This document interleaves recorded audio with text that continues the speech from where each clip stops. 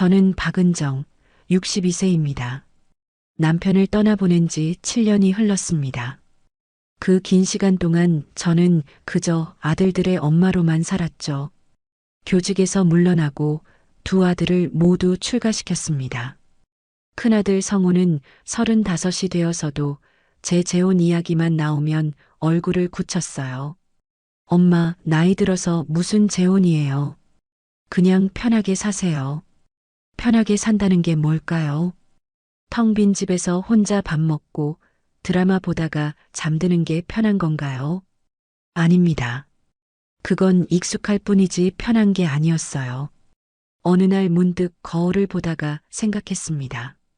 나도 누군가의 여자로 살아보고 싶다고. 62년을 살았지만 정작 저 자신을 위해 산 시간은 얼마나 될까 싶었죠. 그래서 결심했습니다. 혼자라도 좋으니 여행을 떠나보자고. 11월 초 양양으로 향하는 버스에 몸을 실었습니다. 창밖으로 스쳐가는 풍경을 보면서 가슴이 두근거렸어요. 두려움 반, 설렘 반이었습니다. 양양에 도착한 첫날 오후, 저는 바닷가 벤치에 앉아 있었습니다. 11월의 바람은 생각보다 차가웠어요. 분홍색 스카프를 목에 두르고 한참을 바다를 바라보고 있었죠. 파도 소리만 들리는 고요한 시간이었습니다. 혼자 여행이세요? 옆에서 낯선 목소리가 들렸습니다. 고개를 돌리니 단정한 인상의 남자가 서 있었어요. 얼핏 봐도 제 또래보다는 젊어 보였습니다. 회색 코트를 입은 그는 조심스레 미소를 지었죠. 네, 혼자입니다. 그 용기가 참 멋지네요. 그 한마디가 제 마음에 작은 파문을 일으켰습니다. 용기라니. 누구도 제게 그런 말을 해준 적이 없었어요. 아들들은 무모하다고 했고 친구 영숙이는 위험하다고 했죠. 하지만 이 남자는 멋지다고 했습니다. 저는 정태훈이라고 합니다. 저도 혼자 왔어요. 박은정입니다. 우린 그렇게 처음 인사를 나눴습니다. 태훈 씨는 옆에 앉아도 되냐고 물었고 저는 고개를 끄덕였어요. 함께 앉아 바다를 보는데 이상하게 어색하지 않았습니다. 뭘 그렇게 오래 보고 계셨어요? 그냥요.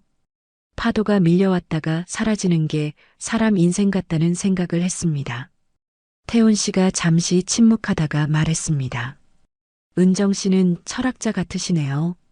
그는 자연스럽게 제 이름을 불렀어요. 그 목소리에는 묘한 온기가 있었습니다. 우린 해가 질 때까지 벤치에 앉아 이런저런 이야기를 나눴죠. 태훈 씨는 전직 변호사라고 했습니다.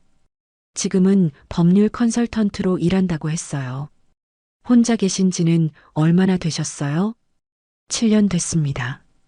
태훈 씨는요? 저는 오래됐죠. 한 15년쯤? 그의 목소리에 씁쓸함이 묻어났습니다. 저는 더 묻지 않았어요. 누구에게나 말하기 싫은 과거는 있으니까요. 해가 수평선 너머로 사라질 무렵 태훈 씨가 물었습니다. 내일도 이 바다에 나오실 건가요? 아마도요. 그럼 내일 또 뵐 수 있을까요? 저는 잠시 망설였습니다. 하지만 가슴 한편에서 작은 목소리가 들렸어요. 괜찮아. 한 번쯤은 이런 설렘도 느껴봐도 되잖아. 좋습니다. 그렇게 대답하는 제 목소리가 떨리고 있다는 걸 느꼈습니다. 태훈 씨는 환하게 웃으며 고개를 숙여 인사했어요. 숙소로 돌아오는 길, 저는 가슴이 뛰는 걸 느꼈습니다. 62년을 살면서 이런 감정을 다시 느낄 줄은 몰랐죠. 거울 앞에 선 제 얼굴이 상기되어 있었습니다. 하지만 동시에 불안함도 밀려왔어요. 이게 맞는 걸까?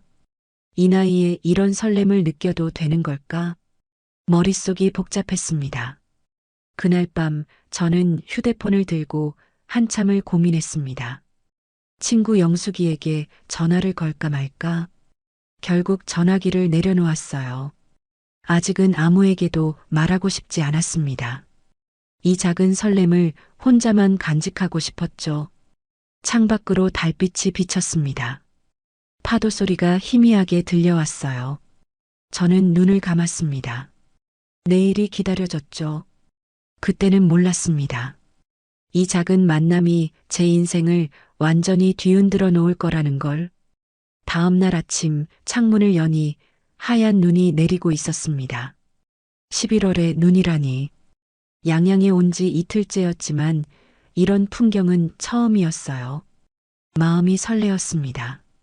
어제 태훈 씨와 약속한 시간이 자꾸 머릿속을 맴돌았죠.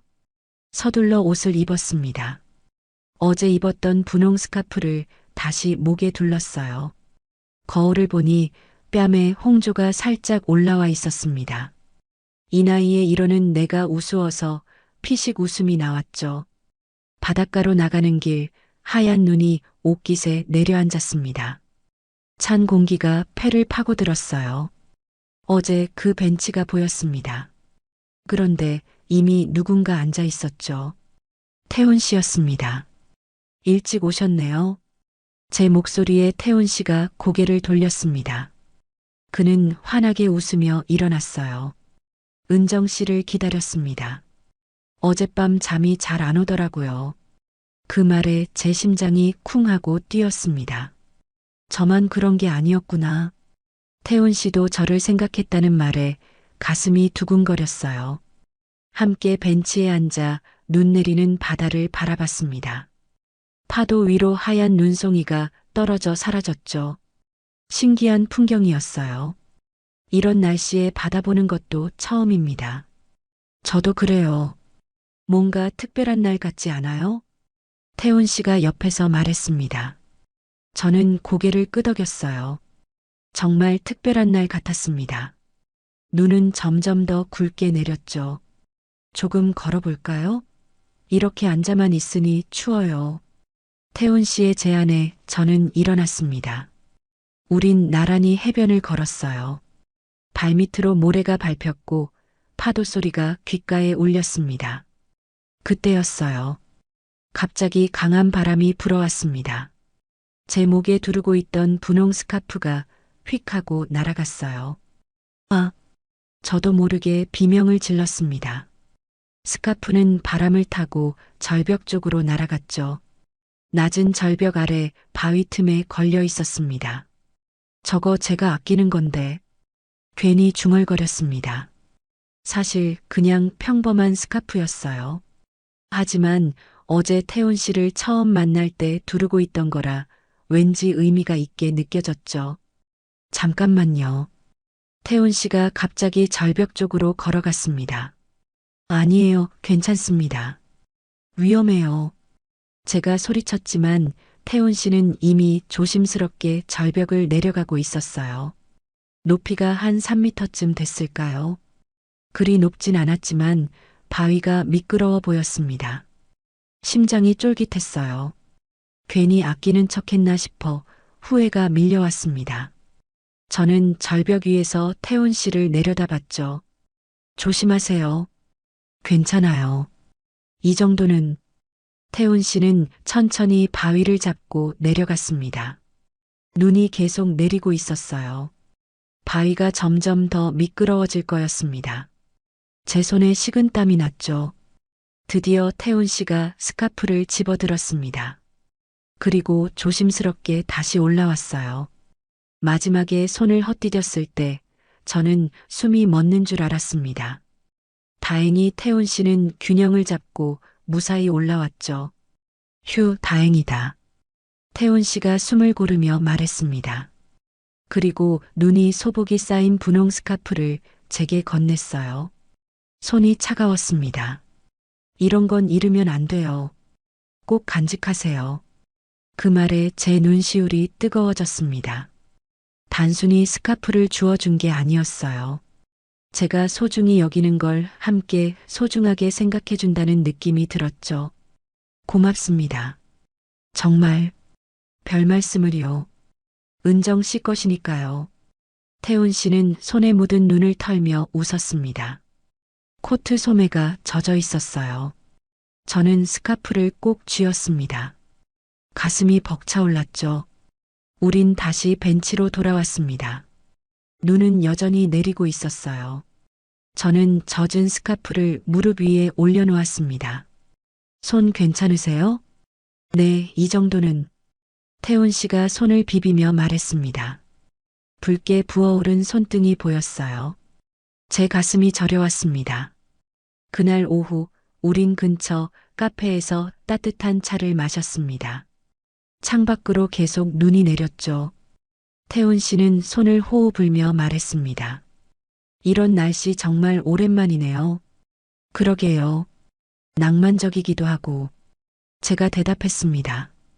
태훈 씨가 창밖을 보다가 문득 말했어요. 전처가 분홍색을 참 좋아했죠. 그 순간 제 손끝이 차갑게 식었습니다. 따뜻하던 찻잔이 갑자기 무겁게 느껴졌어요. 전처라는 단어가 귓속을 맴돌았습니다.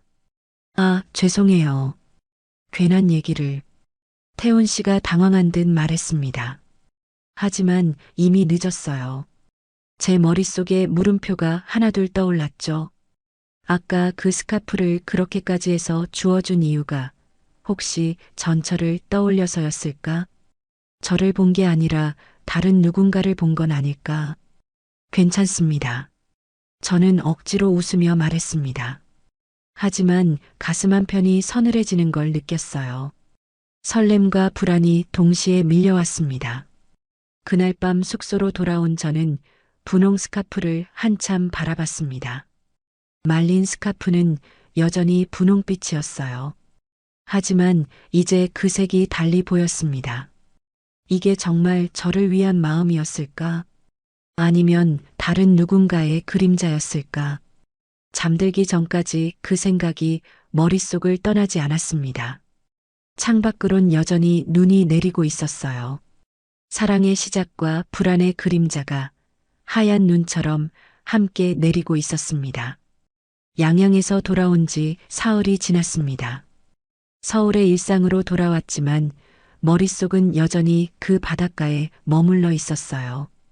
태훈 씨와 나눴던 대화들, 눈 내리던 그날의 풍경이 자꾸만 떠올랐죠. 그런데 이상했습니다.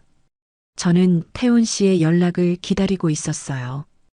혹시 연락이 올까 아니면 그냥 여행지에서의 인연으로 끝나는 걸까?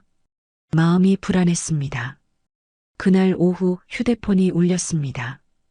은정 씨, 저 태훈입니다. 심장이 두근거렸어요. 받을까 말까 망설이다가 전화를 받았습니다. 네, 태훈 씨. 잘 들어가셨어요? 그날 바다 생각나네요. 그 말에 입가에 미소가 번졌습니다. 저만 생각한 게 아니었어요. 태훈 씨도 저를 기억하고 있었죠. 저도 자꾸 생각납니다. 혹시 시간 되시면 서울에서 한번 뵙고 싶은데 괜찮으실까요? 잠시 침묵이 흘렀습니다. 제 손이 떨리고 있었어요. 이러면 안 되는 걸까? 아니면 이래도 되는 걸까? 하지만 입은 이미 움직이고 있었습니다. 좋습니다. 그럼 내일 북촌 쪽에 조용한 찻집이 있는데 거기서 뵐까요? 다음 날 저는 옷장 앞에서 한참을 고민했습니다. 무얼 입어야 할지 모르겠더라고요.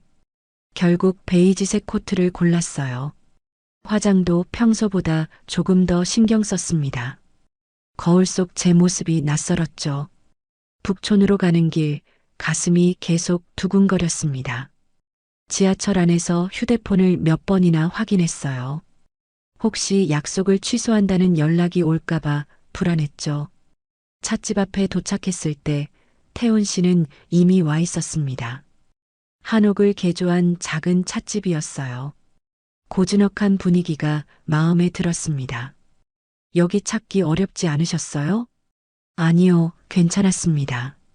태훈 씨가 문을 열어줬습니다. 그의 손이 제 등을 살짝 스쳤어요. 순간 온몸에 전기가 흐르는 것 같았습니다. 찻집 안은 따뜻했습니다. 창가 자리에 앉으니 밖으로 한옥 지붕이 보였어요. 늦가을 햇살이 창문으로 스며들었죠. 뭘 드실래요? 오미자차 주세요. 주문을 하고 마주 앉았습니다. 태훈 씨가 코트 안주머니에서 뭔가를 꺼냈어요. 노란 국화 한 송이였습니다. 이거 은정 씨 드리려고 준비했어요. 제 눈이 커졌습니다. 국화라니. 생화였어요. 은은한 향이 났습니다. 왜 국화를요?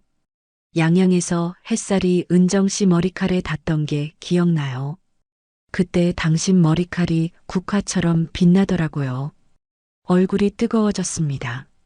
이런 말을 들어본 게 얼마만인지 모르겠어요. 남편이 살아있을 때도 이렇게 낭만적인 말은 해본 적이 없었습니다. 고맙습니다. 받아주셔서 제가 고맙죠. 태훈 씨가 웃었습니다. 그 미소에 제 마음이 스르륵 녹아내렸어요.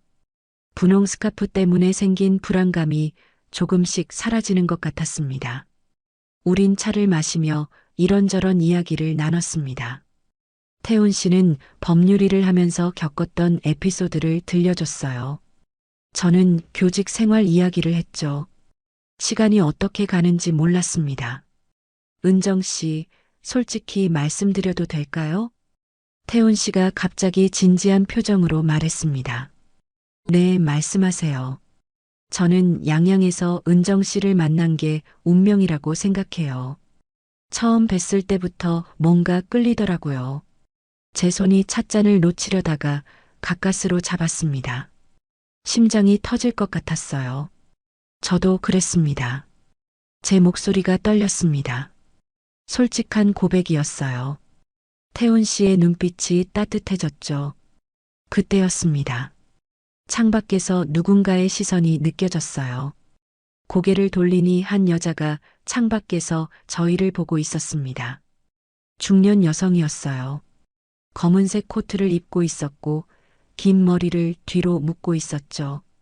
그런데 그 여자의 표정이 이상했습니다. 미소를 짓고 있었지만 씁쓸해 보였어요. 저 여자분. 제가 중얼거렸습니다. 태훈 씨가 고개를 돌렸어요. 하지만 그 순간 여자는 이미 돌아서서 걸어가고 있었습니다. 누구세요? 아니, 그냥 누군가 우릴 보고 있는 것 같아서요. 아, 그래요? 별일 아닐 거예요. 태훈 씨는 대수롭지 않게 말했습니다. 하지만 저는 마음이 불편했어요. 그 여자의 눈빛이 계속 머릿속에 맴돌았죠. 왜 그렇게 저희를 봤을까? 그리고 왜 그런 표정을 지었을까?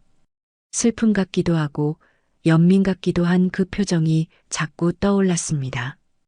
은정 씨, 괜찮으세요? 태훈 씨가 물었습니다. 저는 고개를 끄덕였어요. 네, 괜찮습니다. 하지만 마음 한편이 무거워졌습니다. 손에 쥔 노란 국화가 갑자기 낯설게 느껴졌어요. 우린 1시간 정도 더 이야기를 나눴습니다. 태훈 씨는 다음 주에도 만나자고 했어요. 저는 그러겠다고 대답했죠. 헤어질 때 태훈 씨가 제 손을 잡았습니다. 오늘 정말 행복했어요. 저도요.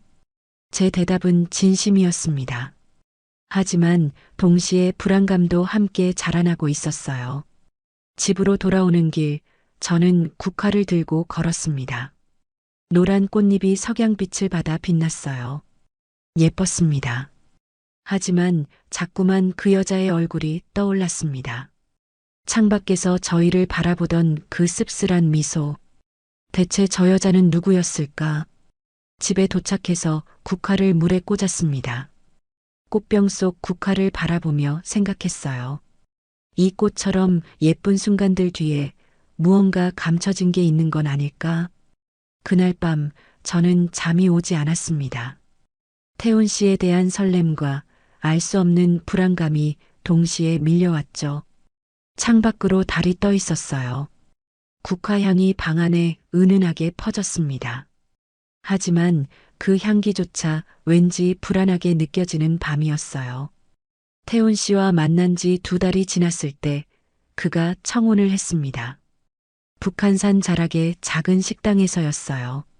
반지도 없는 소박한 청혼이었죠. 은정 씨, 저와 결혼해 주시겠어요? 남은 인생 함께 살고 싶습니다. 그 말에 제 눈에 눈물이 고였습니다. 62년을 살면서 다시는 못 들을 줄 알았던 말이었어요. 네, 좋습니다. 하지만 문제는 아들 성우였습니다. 제가 재혼 이야기를 꺼내자 성우는 발끈했어요. 엄마, 정신 차리세요. 2달 만난 사람이랑 결혼이요? 성우야, 엄마도 사람이야. 혼자 사는 게 외로워. 그럼 저랑 같이 살면 되잖아요. 왜 굳이 결혼까지? 성우의 목소리는 단호했습니다. 며느리도 난색을 표했죠. 하지만 저는 마음을 굳혔어요. 이번만큼은 제 인생을 살고 싶었습니다. 성우야, 엄마 결정이야. 이해해줘. 결국 성우는 한숨을 쉬며 자리를 떴습니다. 뒷모습이 서운해 보였어요. 하지만 돌이킬 수 없었습니다. 혼인신고를 하던 날 태훈 씨가 말했습니다. 식은 부담스럽지 않을까요? 우리 나이에 주례나 하객 부르는 게 좀 그렇잖아요. 저도 동의했습니다. 사실 화려한 결혼식보다는 조용히 시작하고 싶었어요. 그럼 우리 둘만 알고 살까요? 네, 그게 좋겠어요. 구청에서 서류에 도장을 찍던 순간 가슴이 뛰었습니다. 설렘 반, 불안 반이었죠. 태훈 씨가 제 손을 잡았어요. 앞으로 잘 부탁드립니다, 아내. 그 말이 낯설면서도 달콤했습니다. 태훈 씨는 제 집으로 이사를 왔습니다. 큰 짐은 없었어요. 책 몇 박스와 옷가지 정도였죠.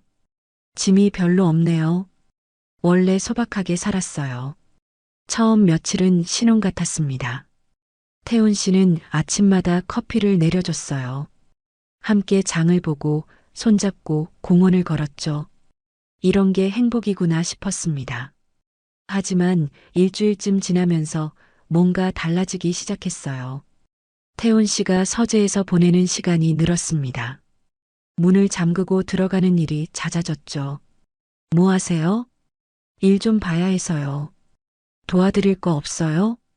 아니에요, 괜찮습니다. 대답은 친절했지만 거리감이 느껴졌어요.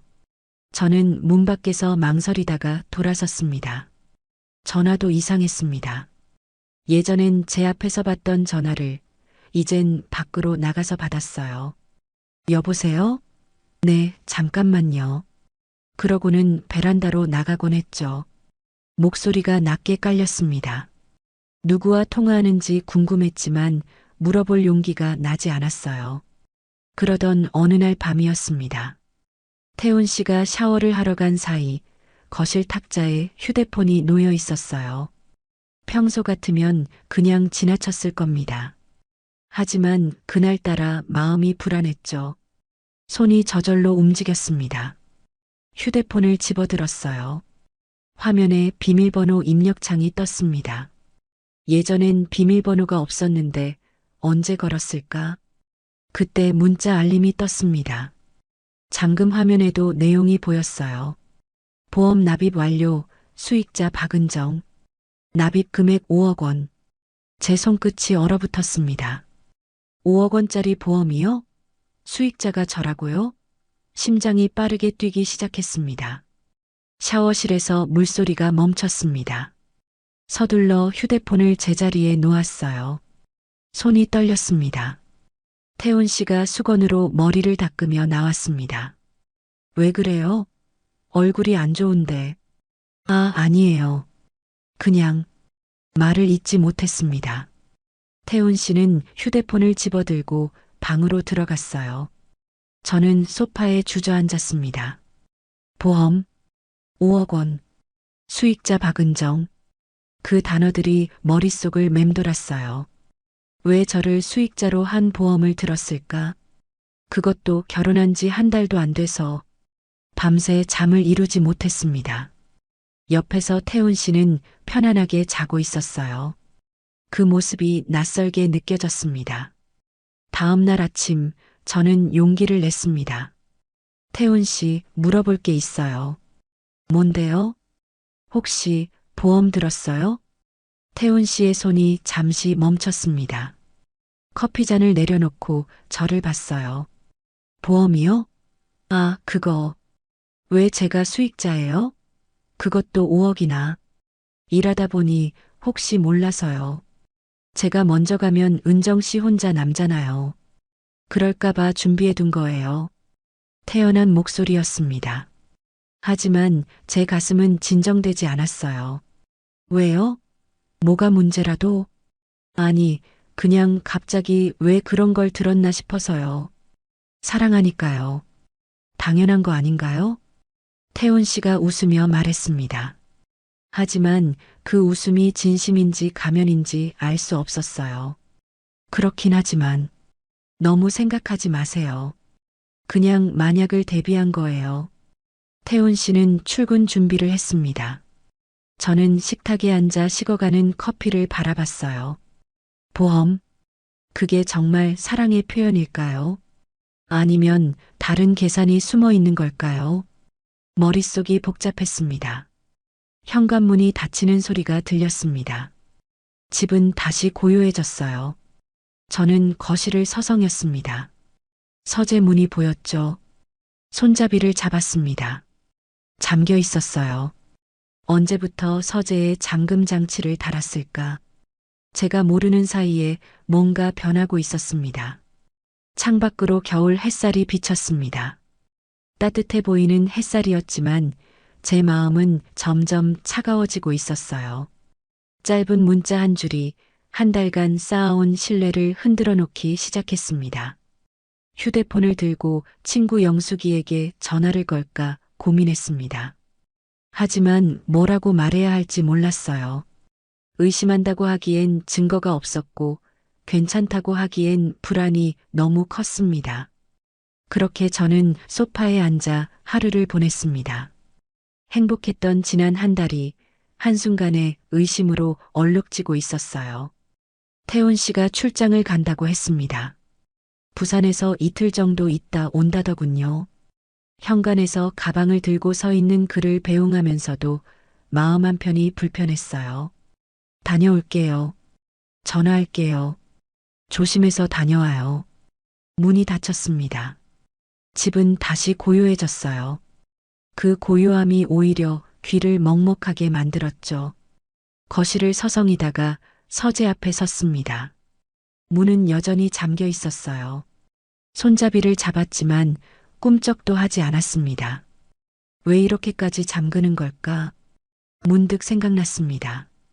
태훈 씨가 어제 입었던 정장이 안방 옷장에 걸려 있었어요. 세탁소에 맡기려고 가져다 놓은 거였죠. 가슴이 두근거렸습니다. 주머니를 뒤져볼까? 아니야, 그러면 안 돼. 마음속에서 두 목소리가 싸웠어요. 하지만 발은 이미 안방으로 향하고 있었습니다. 정장 주머니에 손을 넣었습니다. 지갑, 명함 케이스, 그리고 작은 열쇠 하나. 손끝에 차가운 금속이 닿았어요. 열쇠를 꺼내 들었습니다. 작은 서랍 열쇠 같았죠. 서재로 향했습니다. 책상 서랍에 열쇠를 꽂았어요. 딸깍 소리가 났습니다. 열렸습니다. 손이 떨렸죠. 서랍을 천천히 열었습니다. 안에는 서류 몇 장과 봉투 하나가 들어 있었어요. 심장이 쿵쿵거렸습니다. 맨 위에 있던 서류를 집어들었습니다. 제 이름이 적혀 있었어요. 건강검진 결과지였습니다. 제가 작년에 받았던 검진 결과였죠. 왜 이게 여기에 있는 거죠? 다음 서류를 펼쳤습니다. 보험 계약서였습니다. 5억 원짜리 생명보험. 계약자는 정태훈, 피보험자도 정태훈, 수익자는 박은정. 저였습니다. 손이 떨렸습니다. 계약 날짜를 봤어요. 우리가 결혼하고 일주일 뒤였습니다. 그렇게 빨리 가입했다니. 서류를 더 넘겼습니다. 그런데 이상한 문서가 나왔어요. 병원 진료 기록이었습니다. 정태훈의 이름이 적혀 있었죠. 진단명에는 당뇨병 말기 합병증이라고 적혀 있었어요. 숨이 막혔습니다. 당뇨병 말기요? 태훈 씨가 아프다는 말을 들은 적이 없었어요. 날짜를 확인했습니다. 6개월 전 기록이었죠. 봉투를 집어들었습니다. 안에서 사진 한 장이 나왔어요. 여자의 사진이었습니다. 중년 여성이었죠. 검은 코트를 입고 있었어요. 심장이 멎는 줄 알았습니다. 이 여자 본 적이 있었어요. 북촌 국화 찻집에서 창밖으로 저희를 보던 그 여자였습니다. 씁쓸한 미소를 짓던, 손이 떨려서 사진을 거의 떨어뜨릴 뻔했습니다. 사진을 뒤집었어요. 뒷면에 글씨가 적혀 있었습니다. 그녀와 닮은 사람을 만났어요. 머리가 하얘졌습니다. 그녀와 닮은 사람. 그게 저를 말하는 건가요? 태훈 씨는 저를 본 게 아니라 이 여자를 본 건가요? 다리에 힘이 풀렸습니다. 주저앉으며 열쇠가 손에서 떨어져 바닥에 떨어졌어요. 쨍그랑 소리가 귓가에 울렸습니다. 숨이 가빠졌습니다. 가슴이 조여왔어요. 한 달간 쌓아온 모든 게 무너지는 소리가 들렸습니다. 양양 바다에서의 만남. 눈 내리던 날 스카프를 주워주던 모습. 노란 국화를 건네던 순간. 청혼하던 그날.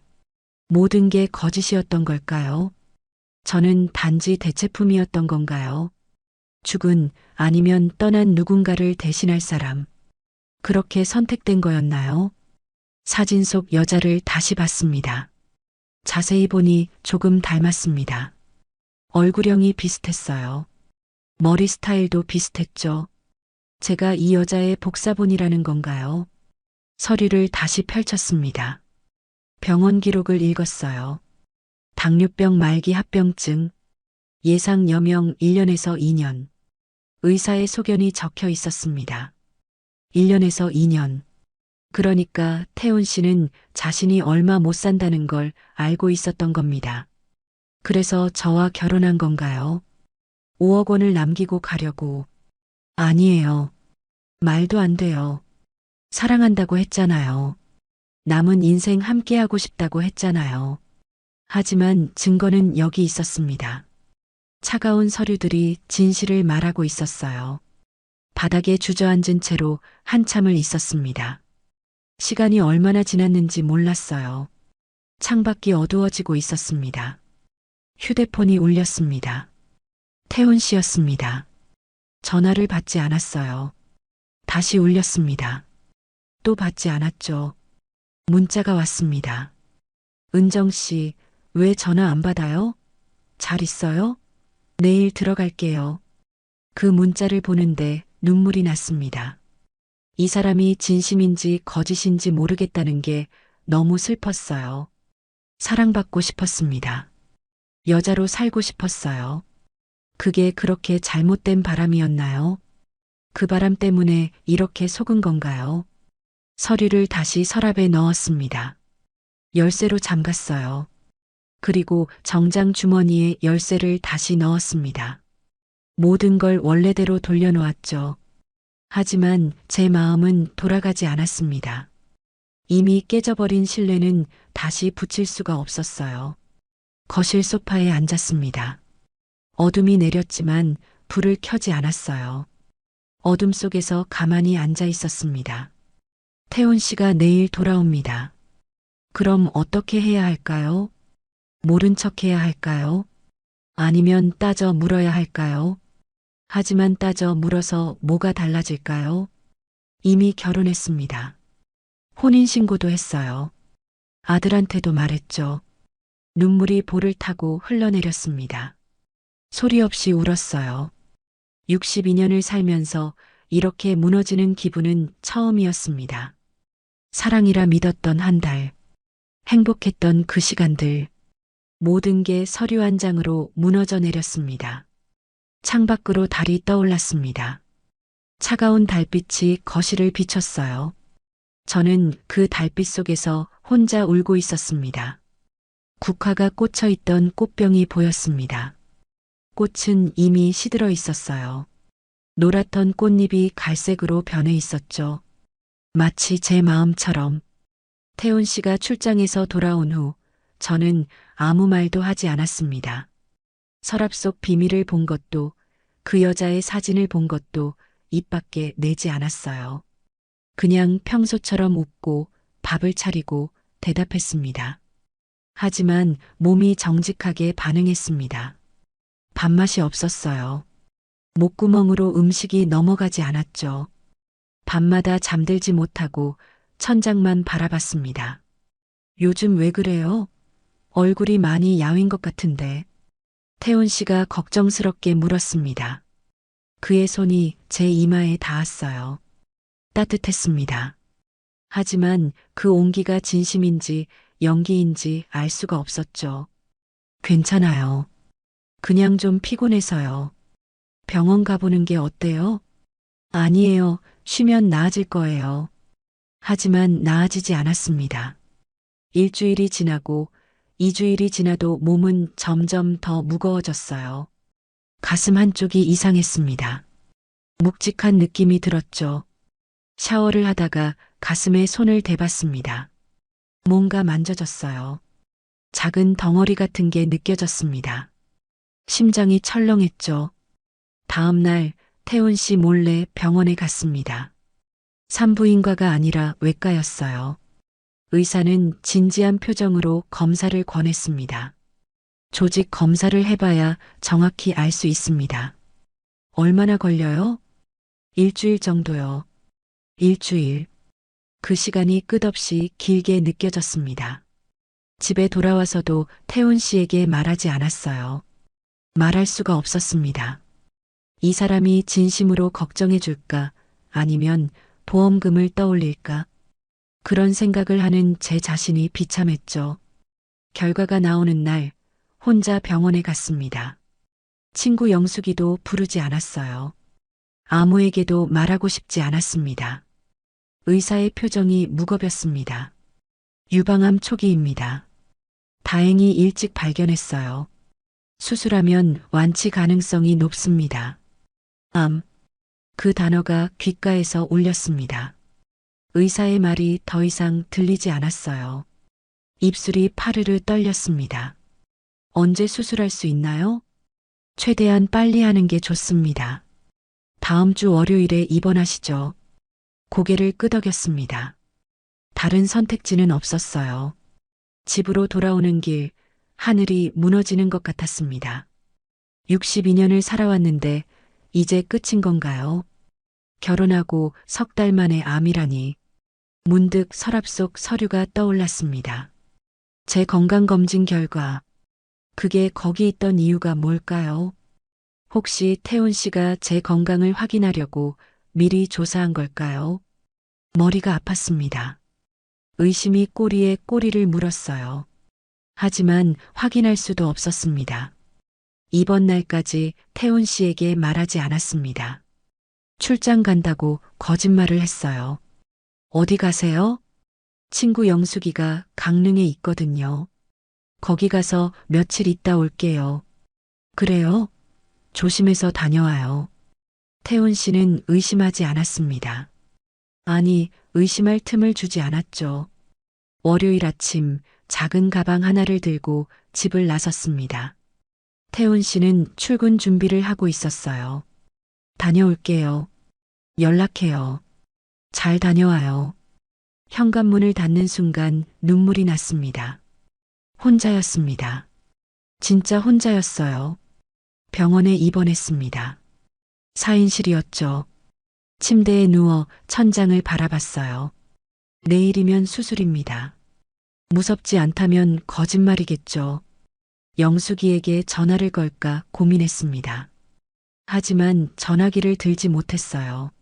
말하면 눈물이 날 것 같았습니다. 수술 전날 밤이었습니다. 잠이 오지 않았어요.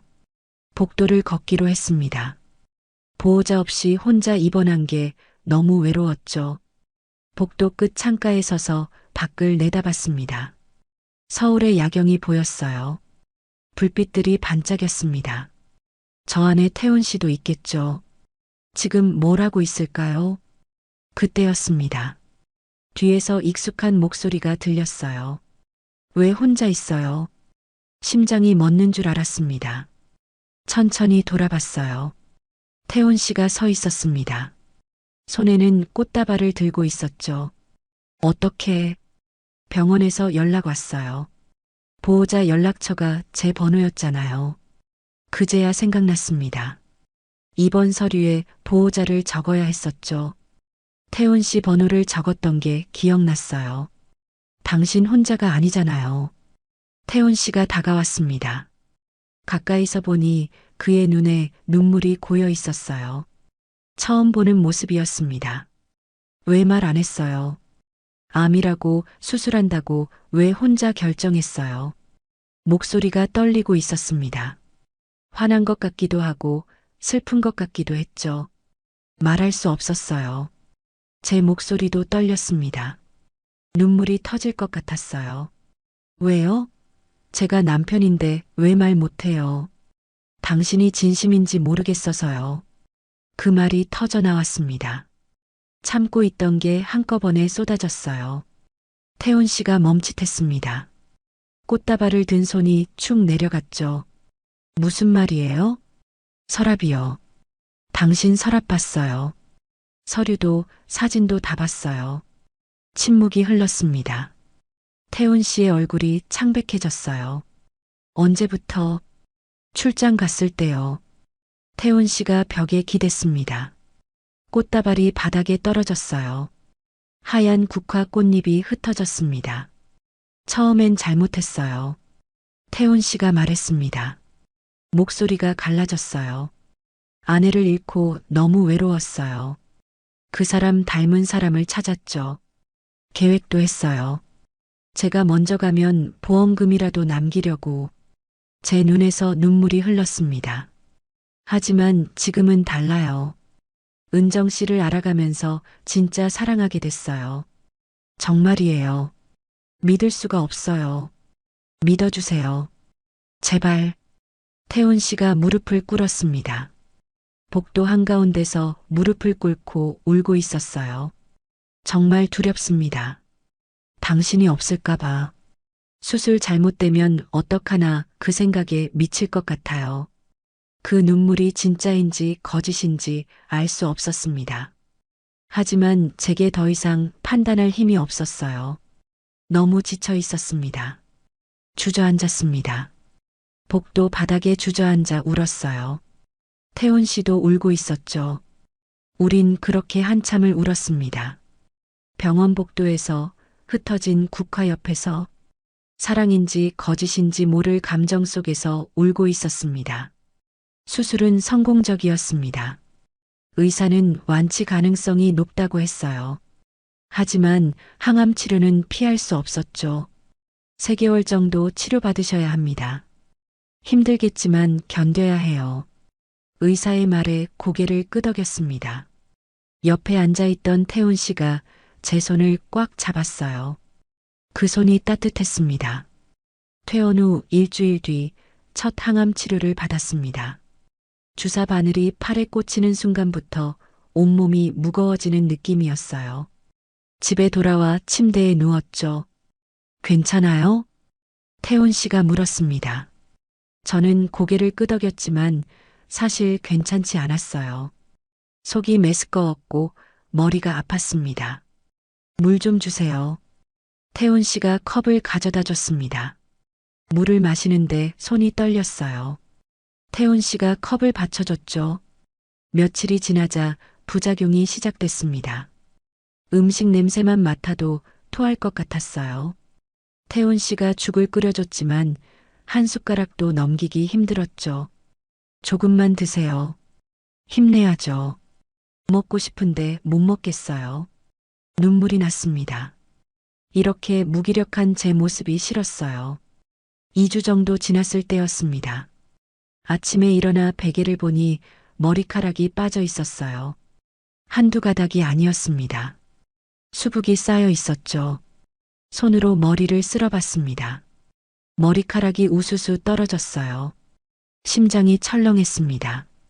화장실로 뛰어갔습니다. 거울을 봤어요. 머리숱이 확연히 줄어 있었습니다. 두피가 보였죠. 아, 신음이 터져 나왔습니다. 알고 있었어요. 항암 치료하면 머리가 빠진다는 걸. 하지만 막상 보니 충격이었습니다. 빗을 들어 머리를 빗었습니다. 머리카락이 빗에 가득 걸렸어요. 한 번, 두 번, 세 번. 빗질할 때마다 머리카락이 쏟아졌죠. 거울 속 제 모습이 낯설었습니다. 이게 제 모습인가요? 62년을 지켜온 제 머리카락이 이렇게 쉽게 떨어지다니. 눈물이 볼을 타고 흘렀습니다. 소리내어 울었어요.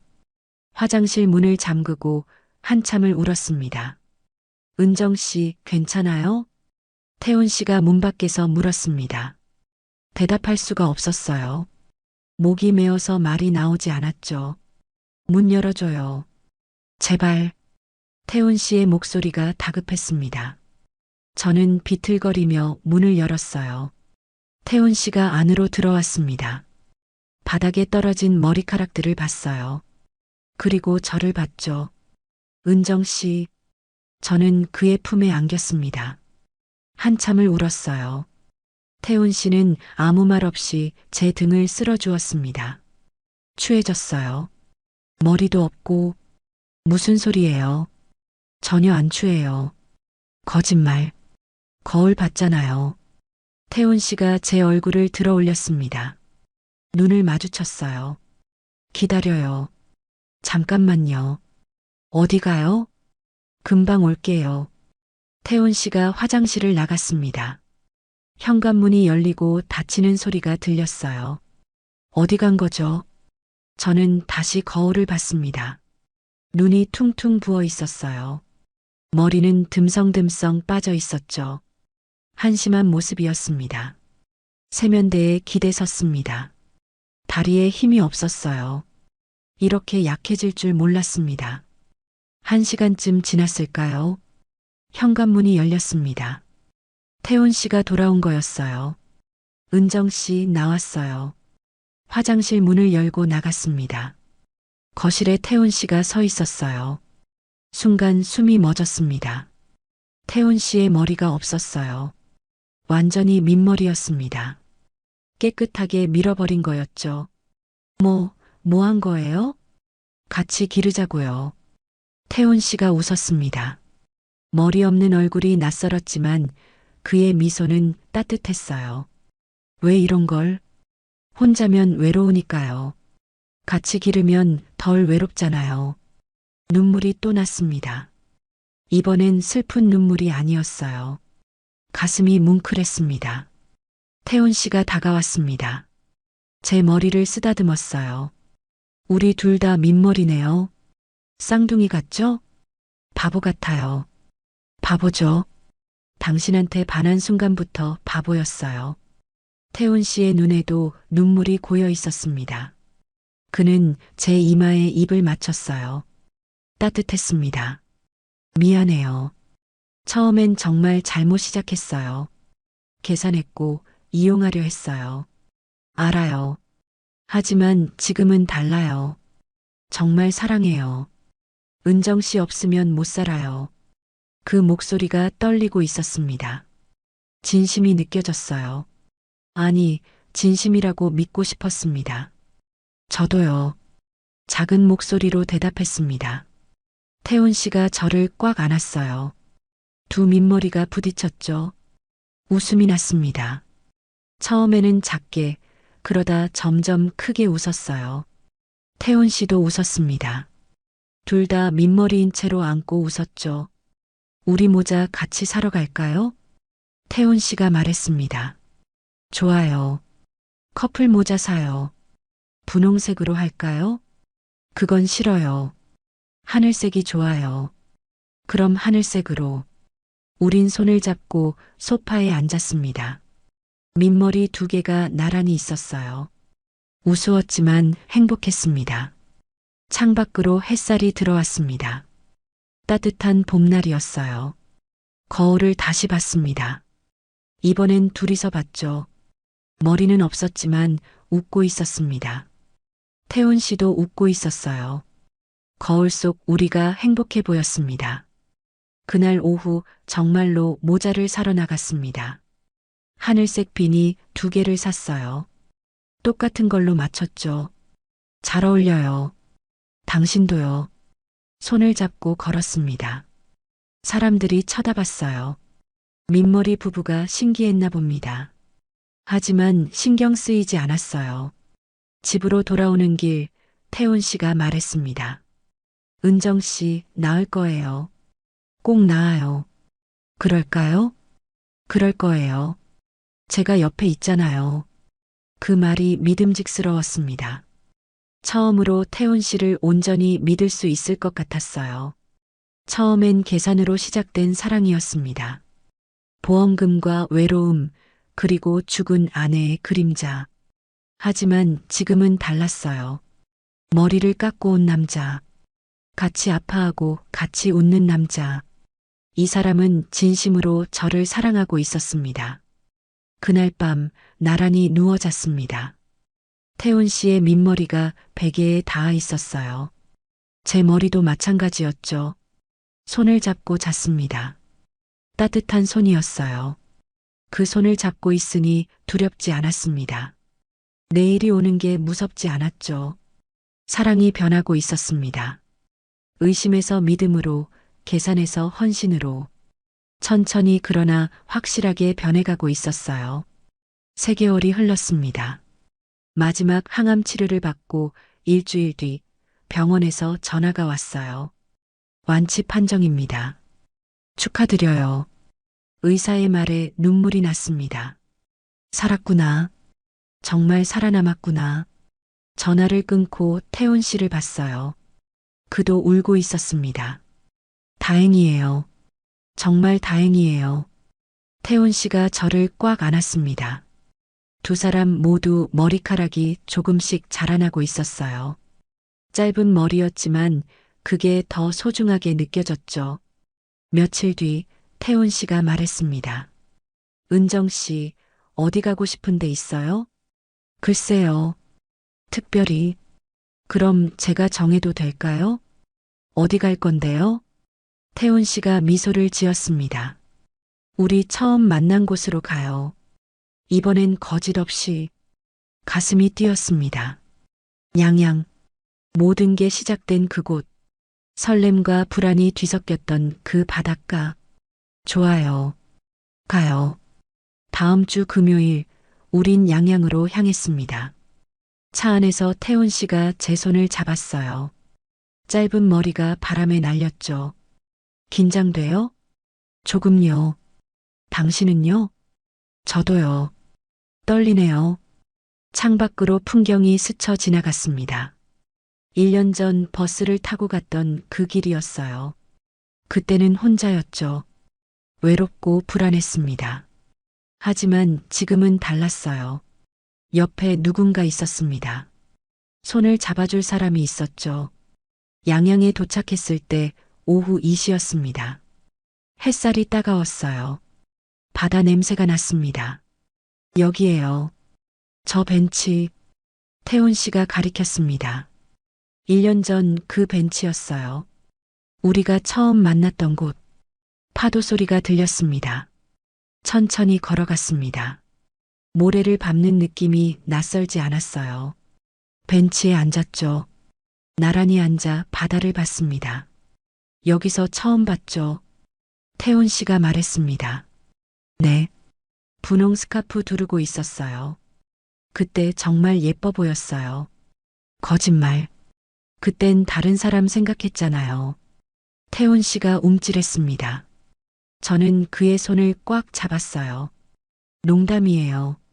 이젠 괜찮아요. 미안해요. 정말.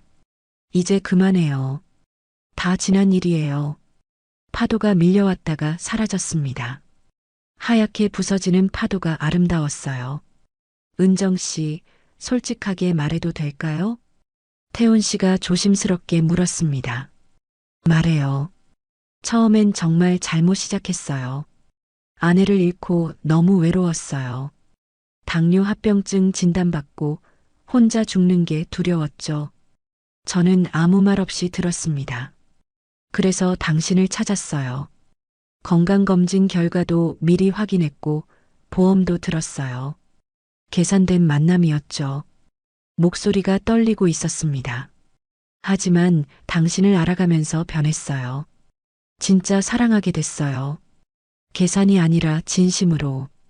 태훈 씨가 저를 봤습니다. 눈에 눈물이 고여 있었어요. 그땐 속이려 했지만 지금은 평생 곁에 있고 싶어요. 진심으로.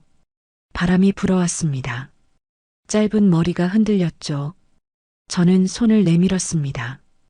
이번엔 내가 먼저 잡을게요. 태훈 씨의 손이 제 손을 잡았습니다. 따뜻했어요. 꽉 잡았죠. 용서해줘서 고마워요. 용서가 아니에요. 받아들이는 거죠. 받아들인다고요? 네. 당신도 아팠고 저도 아팠어요. 서로 상처받았죠. 하지만 함께 나았어요. 태훈 씨가 웃었습니다. 눈물을 흘리며 웃었어요. 당신 만나서 다시 살고 싶어졌어요. 저도요. 당신 때문에 살았어요. 멀리서 파도가 부서졌습니다. 햇살이 물결에 부딪혀 반짝였어요. 아름다운 풍경이었습니다. 아들 성우한테도 말할 거예요. 제대로. 제가 말했습니다. 처음부터 다 말할 거예요. 당신이 어떤 마음으로 시작했고 어떻게 변했는지 화낼 거예요. 그래도 괜찮아요. 진실은 알아야 하니까. 태훈 씨가 고개를 끄덕였습니다. 같이 말해요. 도망치지 않을게요. 우린 한참을 바다를 봤습니다. 파도는 계속 밀려왔다가 사라졌어요. 끝없이 반복되는 풍경이었죠. 은정 씨, 행복해요? 네. 지금 이 순간은 행복해요. 앞으로도 행복하게 해줄게요. 당신도 행복해야 해요. 당신만 있으면 행복해요. 해가 서쪽으로 기울고 있었습니다. 노을이 지기 시작했어요. 하늘이 주황빛으로 물들었죠. 사진 찍을까요? 태훈 씨가 휴대폰을 꺼냈습니다. 셀카를 찍었어요. 짧은 머리에 두 사람이 웃고 있었습니다. 잘 나왔네요. 간직할게요. 평생. 우린 천천히 일어났습니다. 손을 잡고 해변을 걸었어요. 발밑으로 모래가 밟혔습니다. 여기서 스카프 날아갔죠. 맞아요. 절벽 아래로. 그때 진짜 무서웠어요. 당신 다칠까봐. 그래도 주웠잖아요. 당신 거니까요. 우린 웃으며 걸었습니다. 파도가 발을 적셨어요. 차가웠지만 기분 좋았죠. 숙소에 돌아와 짐을 풀었습니다. 작은 펜션이었어요. 창문 너머로 바다가 보였죠. 내일 뭐 할까요? 그냥 바다만 봐요. 아무것도 안 하고. 좋아요. 그렇게 해요. 저녁을 먹고 다시 바다로 나갔습니다. 밤바다였어요. 달빛이 수면에 반사되고 있었죠. 예쁘다. 정말 예쁘네요. 태훈 씨가 제 어깨를 안았습니다. 기대어 섰어요. 파도 소리가 들렸습니다. 은정 씨, 제 병 말이에요. 응. 의사가 그래요. 관리 잘하면 오래 산대요. 그럼 오래 사요. 나랑 같이. 그럴게요. 약속해요. 나도 약속할게요. 건강하게 살게요. 우린 약속했습니다. 밤바다 앞에서 달빛 아래에서 서로 오래 살기로, 함께 있기로. 펜션으로 돌아와 누웠습니다. 창문을 열어두니 파도 소리가 들렸어요. 은정 씨, 응, 사랑해요. 나도 사랑해요. 처음으로 주고받는 말이었습니다. 진심이 담긴 고백이었어요. 태훈 씨의 손을 잡았습니다. 잠들 때까지 놓지 않았어요. 파도 소리를 들으며 잠들었죠. 꿈을 꿨습니다. 바다가 나왔어요. 파도가 밀려오고 사라지는 꿈. 그 파도 위를 걷고 있었습니다. 혼자가 아니었어요. 태훈 씨와 함께였죠. 아침에 눈을 떴을 때 태훈 씨도 깨어 있었습니다. 잘 잤어요? 네. 당신은요? 오랜만에 푹 잤어요. 창밖으로 아침 햇살이 비쳤습니다. 새로운 하루였어요. 후회로 시작했던 사랑이 용서로 끝나고 다시 시작되는 날이었습니다. 손을 잡고 일어났습니다. 함께 창밖을 봤어요. 바다가 빛나고 있었습니다. 파도가 부서지고 있었죠. 가요. 바다 보러. 좋아요. 같이 가요. 우린 손을 잡고 문을 나섰습니다. 새로운 시작을 향해, 진짜 사랑을 향해 함께 걸어갔습니다. 저는 송지연입니다. 올해 60, 남편을 잃은 지 벌써 5년이 흘렀습니다. 처음엔 하루하루가 지옥 같았죠.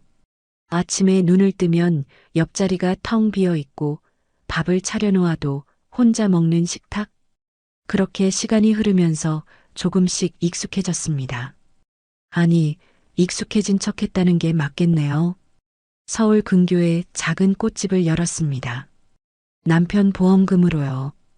꽃을 만지고 있으면 마음이 조금은 편해졌어요. 말없이 피어나는 꽃들을 보면서 저도 다시 살아갈 힘을 얻었습니다. 어느 봄날이었어요. 가게 문이 열리고 한 남자가 들어왔습니다. 첫인상은 단정함 그 자체였죠. 깔끔한 회색 정장에 정갈한 자세. 나이는 저보다 조금 많아 보였어요. 60 중반쯤 될까? 대기업 행사 꽃 장식건으로 왔습니다. 목소리가 낮고 차분했습니다. 저는 평소처럼 여러 꽃 샘플을 보여드렸어요. 그런데 이상했습니다. 다른 손님들은 가격이나 크기를 먼저 물어보는데 이분은 꽃을 한참 들여다보더니 말했어요.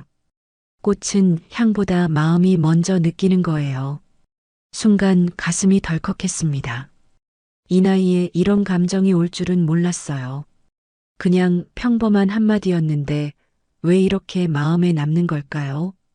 행사는 일주일 뒤였고 저는 정성껏 꽃을 준비했습니다. 행사장에 직접 배달을 갔을 때 그분이 다시 나타났어요. 정말 아름답게 꾸며주셨네요. 감사합니다. 그러고는 명함을 건넸습니다. 강도윤, 중견그룹 회장이라고 적혀 있었죠. 저는 깜짝 놀랐어요. 회장님이 직접 꽃집을 찾아오다니. 제가 꽃을 좋아해서요. 가끔 들러도 될까요? 물론이죠. 그렇게 대답했습니다. 그 후로 도윤 씨는 일주일에 한두 번씩 가게에 들렀어요. 처음엔 꽃을 사러 오는 손님이었습니다. 그런데 시간이 지나면서 꽃보다 대화가 길어졌죠. 요즘 어떻게 지내세요? 날씨가 좋네요. 이 꽃 이름이 뭡니까? 별것 아닌 대화였어요. 하지만 그 시간이 제게는 너무 소중했습니다. 5년 만에 처음으로 누군가와 이렇게 편하게 말을 나눴거든요. 어느 날 도윤 씨가 물었습니다. 지연 씨는 혼자 사시죠? 네, 그렇다고 했어요. 남편을 잃었다고도 말했습니다. 그랬더니 도윤 씨의 표정이 조금 어두워졌어요. 저도 혼자입니다. 아내를 먼저 보냈죠. 그 순간 왠지 모를 동질감이 느껴졌습니다. 우리는 둘 다 누군가를 잃고 홀로 남은 사람들이었어요. 외롭지 않으세요? 제가 조심스럽게 물었습니다. 외롭죠. 하지만 익숙해졌어요. 도윤 씨의 대답이 제 마음과 똑같았습니다. 그날 이후로 우리의 대화는 더 깊어졌어요. 서로의 상처를, 외로움을, 그리고 살아온 시간들을 조금씩 나눴습니다. 한 달쯤 지났을까요? 도윤 씨가 말했어요. 지연 씨와 이야기하고 있으면 마음이 편합니다. 오랜만에 사람답게 사는 기분이에요. 저도 같았어요. 이 사람과 함께 있으면 다시 살아있다는 느낌이 들었습니다. 어쩌면 이게 시작이었을까요? 60의 나이에 찾아온 조심스러운 설렘. 가슴 한쪽이 간질간질했어요. 꽃집 문이 열릴 때마다 혹시 도윤 씨가 아닐까 기대하게 됐고 그의 목소리를 듣는 것만으로도 하루가 행복해졌습니다. 이 나이에 다시 사랑이 올 수 있을까? 그런 생각을 했어요. 두렵기도 했죠. 또다시 누군가를 잃으면 어쩌나. 또 상처받으면 어쩌나. 하지만 도윤 씨를 볼 때마다 그런 두려움은 조금씩 녹아내렸습니다. 그의 따뜻한 눈빛, 조심스러운 말투, 배려하는 손길, 모든 게 제 마음을 흔들었어요. 봄이 깊어가고 있었습니다. 꽃들은 매일 새롭게 피어났고 제 마음속에도 뭔가 피어나고 있었죠. 오랜 겨울 끝에 찾아온 봄. 도윤 씨가 바로 그 봄이었습니다. 도윤 씨와 가까워지면서 일상이 달라졌습니다. 아침에 일어나면 가장 먼저 그가 떠올랐고 꽃집 문을 열 때마다 설레는 마음이 들었어요. 그날도 평범한 오후였습니다. 가게 안은 은은한 꽃향기로 가득했죠. 문이 열리고 도윤 씨가 들어왔어요. 그런데 평소와 달리 손에 뭔가를 들고 있었습니다. 지연 씨, 이거 받아주실래요?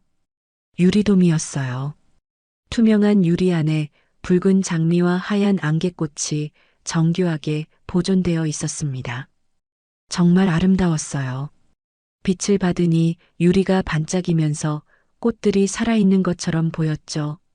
이건 제가 직접 골라서 만든 겁니다. 지연 씨 가게에 두면 좋겠어요. 도윤 씨의 목소리가 평소보다 부드러웠습니다.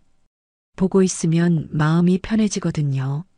그 말에 가슴이 뭉클했어요. 이 사람이 나를 위해 직접 골랐다니.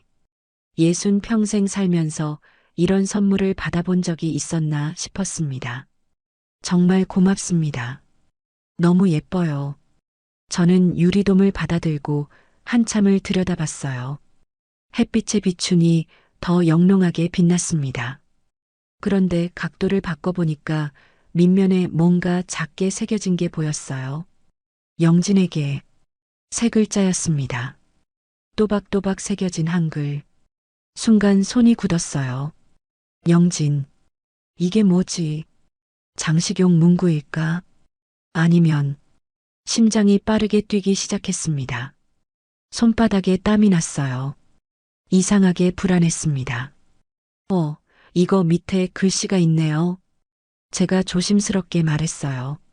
목소리가 떨리지 않으려고 애썼죠. 도윤 씨의 표정이 순간 굳었습니다. 아주 짧은 순간이었지만 저는 놓치지 않았어요. 그의 눈빛이 흔들렸거든요. 미세하게, 하지만 분명하게. 아, 그건 제작할 때 들어간 거예요. 신경 쓰지 마세요. 대답이 너무 빨랐습니다. 마치 준비라도 한 듯이. 그게 오히려 더 이상했어요. 영진이 누구지? 전 부인 이름인가? 머릿속이 복잡해졌습니다. 하지만 괜히 예민하게 구는 것 같아서 아무렇지 않은 척했죠. 그렇군요. 정말 감사합니다. 카운터에 잘 두겠어요. 저는 억지로 웃으며 말했습니다. 도윤 씨도 안도한 표정으로 고개를 끄덕였어요. 그날 저녁 손님이 다 가고 혼자 남았을 때 다시 유리돔을 들여다봤습니다. 밑면의 글씨가 자꾸 눈에 밟혔어요. 영진에게, 영진에게. 머릿속에서 그 세 글자가 맴돌았습니다. 손가락으로 글씨를 천천히 따라 그어봤어요. 새겨진 깊이가 느껴졌습니다. 이건 단순한 장식이 아니었어요. 누군가를 위해 정성껏 새긴 글씨였죠. 그냥 장식일 거야. 내가 너무 예민한 거야. 스스로를 다독이며 유리돔을 카운터 한쪽에 놓았어요. 하지만 마음은 편치 않았습니다. 며칠이 지났습니다. 도윤 씨는 여전히 자주 가게에 들렀고 우리는 예전처럼 편하게 대화를 나눴어요. 저는 애써 그 유리돔을 신경 쓰지 않으려 했습니다. 하지만 눈에 띌 때마다 마음 한구석이 불편했죠. 그런데 어느 날 결정적인 순간이 왔습니다. 도윤 씨가 가게에서 꽃을 고르고 있었어요. 분홍색 라넌큘러스를 집어들더니 혼잣말처럼 중얼거렸습니다. 영진이도 이런 색을 좋아했었지. 그 말이 제 귀에 꽂혔어요. 온몸에 전기가 흐르는 것 같았습니다. 영진. 그 이름이 또 나왔어요. 그것도 좋아했었지라는 과거형으로 마치 오래된 기억을 떠올리는 듯한 목소리였습니다. 도윤 씨는 자신이 뭐라고 말했는지도 모르는 듯 했어요. 그냥 무심코 내뱉은 말이었겠죠. 하지만 제게는 폭탄 같은 말이었습니다. 영진이요? 제가 물었습니다. 목소리가 떨렸어요. 참으려고 했는데 안 됐습니다. 도윤 씨가 화들짝 놀란 표정으로 저를 봤어요. 손에 들고 있던 꽃을 놓았습니다. 아, 아닙니다. 제가 잠깐 딴 생각을 했네요. 얼굴이 굳어졌어요. 눈빛도 흔들렸고요. 분명히 뭔가 있었습니다. 영진이가 누군가요? 더 이상 참을 수가 없었어요. 알아야 했습니다. 이렇게 불안한 채로 있을 순 없었죠. 도윤 씨가 한참을 망설이더니 천천히 입을 열었어요. 제 전 부인입니다. 돌아가신 지 7년 됐죠. 그 순간 가슴이 철렁 내려앉았습니다. 역시 그랬구나. 유리돔에 새겨진 영진에게는 장식이 아니었어요. 전 부인을 위해 만든 거였던 겁니다. 숨이 막혔어요. 머릿속이 하얘졌습니다. 그 유리돔도요? 제가 떨리는 목소리로 물었어요. 도윤 씨가 고개를 끄덕였습니다. 미안한 표정이었어요. 죄송합니다. 말씀드렸어야 했는데 미안하다는 말. 그 말이 오히려 더 아팠어요. 왜 미안한 건데요? 전부인 걸 제게 준 게 미안한 건가요? 나는 뭐지? 그 사람의 대체품인가? 영진의 빈자리를 채우는 존재인가? 머릿속이 복잡했습니다. 화가 났어요. 슬펐고요. 동시에 혼란스러웠습니다. 도윤 씨는 아직도 전 부인을 사랑하시는 거죠? 제가 직설적으로 물었어요. 이건 꼭 알아야 했거든요. 더 이상 애매하게 넘어갈 수 없었습니다. 도윤 씨의 표정이 일그러졌어요. 입을 열었다 닫았다를 반복했습니다. 대답이 없었어요. 그 침묵이 답이었죠. 지연 씨, 오해 마세요. 영진은 과거입니다. 과거라면 왜 그 사람 이름이 새겨진 선물을 제게 주셨어요? 왜 그 사람이 좋아하던 꽃 색깔을 아직도 기억하세요? 제 목소리가 높아졌습니다. 참으려고 했는데 안 됐어요. 가슴 속에서 뭔가 터져 나왔습니다. 도윤 씨가 할 말을 잃은 듯 멍하니 서 있었어요. 입술을 꽉 깨물고 있었습니다. 그날 도윤 씨는 아무 말 없이 가게를 나갔어요. 등이 무척 쓸쓸해 보였습니다. 저도 붙잡지 않았어요. 붙잡고 싶지 않았습니다. 혼자 남은 가게에서 유리돔을 바라봤어요. 아름다운 선물이었는데 이제는 보기만 해도 가슴이 아팠습니다. 나는 여전히 누군가의 그림자 속에 서 있는 건가? 눈물이 났어요. 60 나이에 겨우 찾아온 설렘이었는데 이렇게 허무하게 무너지는 건가 싶었습니다. 그날 밤 저는 유리돔을 창고 깊숙이 넣어뒀어요. 볼 때마다 아플 것 같았거든요. 손으로 밀어 넣으면서 눈물이 또 났습니다. 도윤 씨의 마음속엔 아직도 영진이 살아 있었습니다. 그리고 저는 그저 그 빈자리를 잠시 채우는 사람일 뿐이었죠. 그 생각이 너무 아팠어요. 도윤 씨와 그 일이 있은 후 며칠이 지났습니다. 연락이 없었어요. 저도 먼저 연락하지 않았습니다. 뭐라고 말해야 할지 몰랐거든요. 가게는 평소처럼 운영했어요. 손님들을 맞고 꽃을 정리하고 물을 주고 일상은 그대로였지만 마음은 텅 빈 것 같았습니다. 유리돔은 창고에 넣어뒀지만 머릿속에선 계속 그게 맴돌았어요. 영진에게 그 세 글자가 지워지지 않았습니다.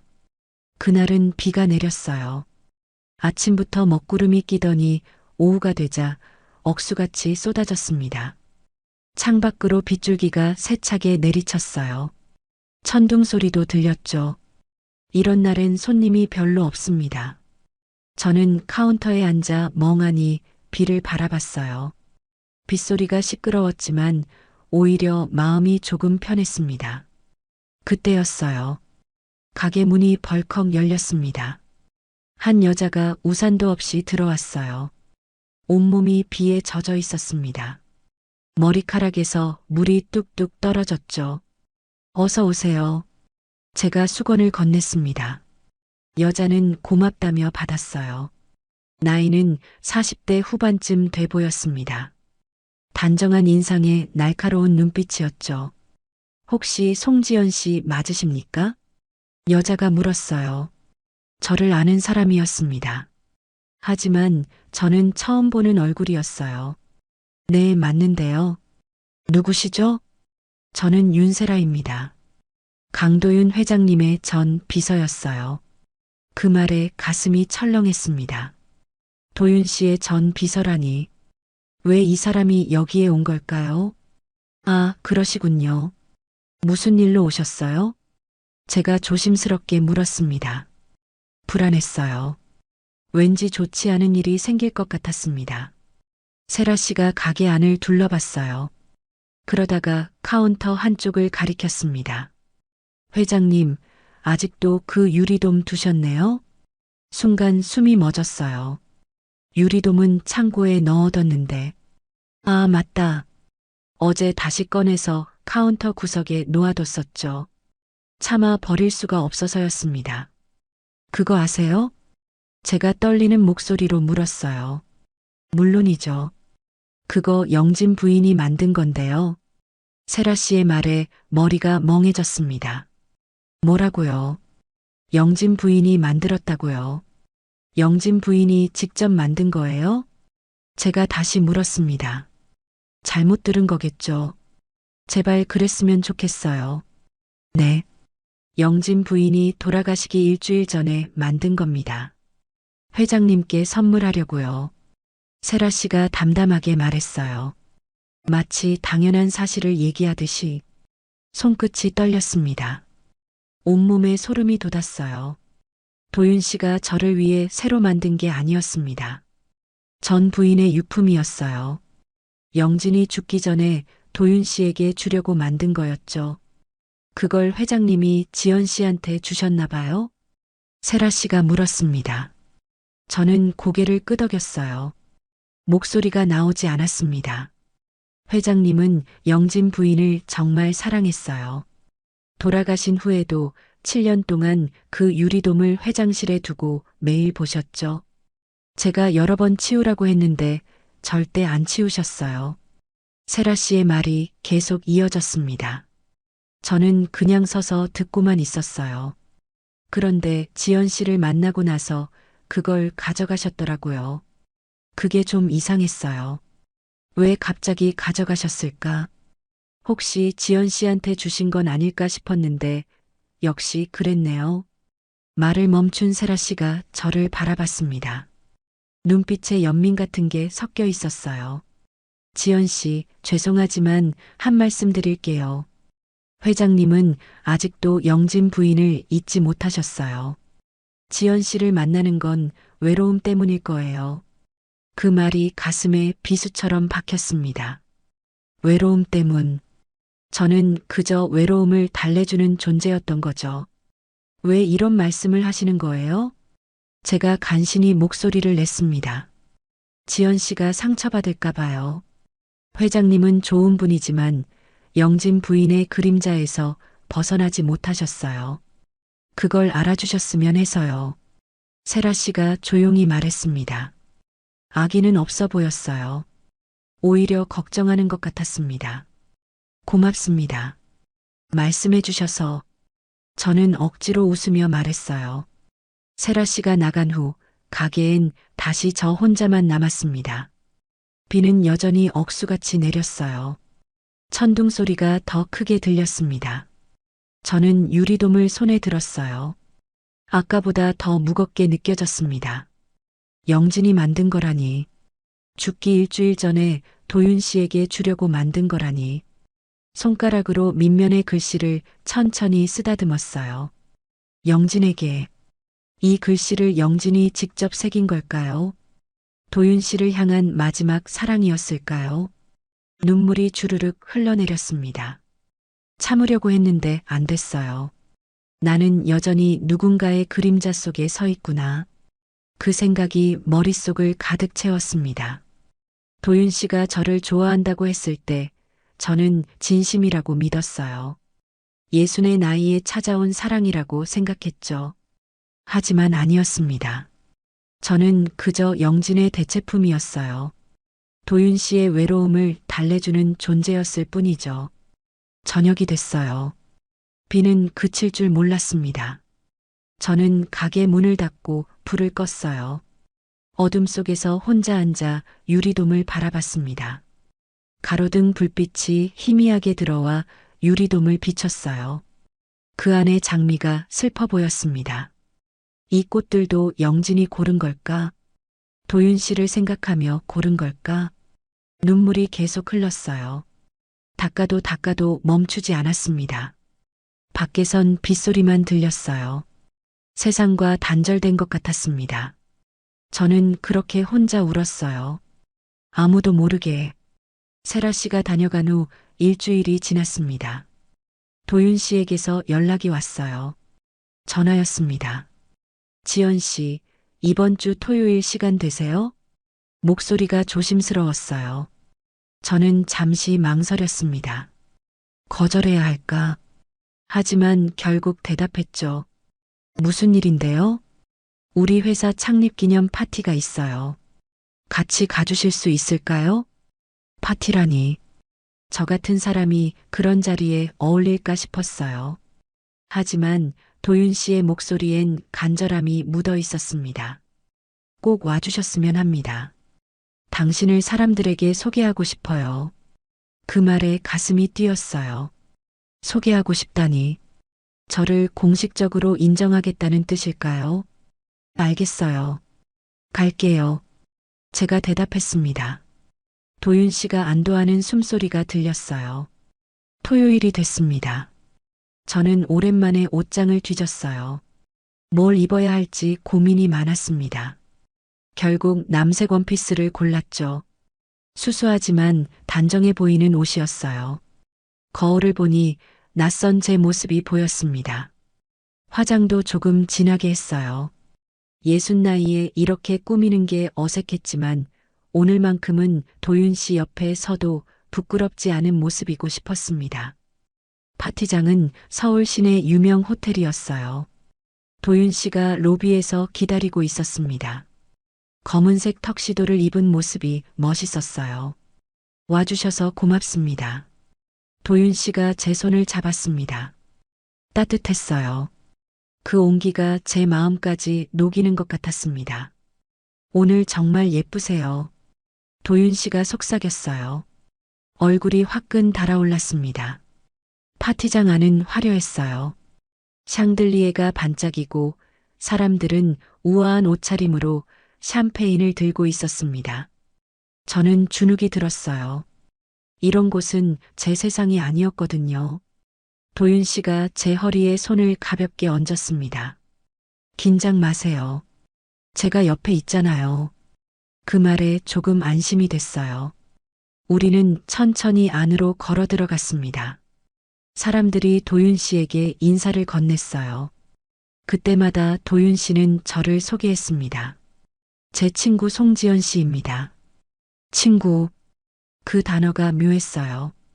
연인도 아니고 그렇다고 그냥 아는 사이도 아닌 애매한 관계였죠. 1시간쯤 지났을까요? 무대 위에 조명이 켜졌습니다. 사회자가 나와 창립 기념사를 시작했어요.